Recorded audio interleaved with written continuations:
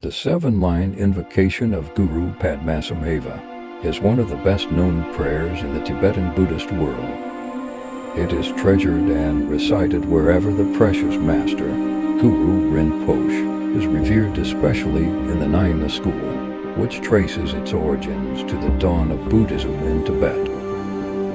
It is the primary supplication of the Guru, regarded as the embodiment of all refuges, the personification of all enlightened beings, and the exemplar of all subsequent masters and teachers of the tradition. In the Nyingma school, no practice session, no meditation, no sadhana begins without 3 recitations of the seven-line prayer. It is not unusual for practitioners to devote months and years to the accumulation of vast numbers of recitations of this prayer.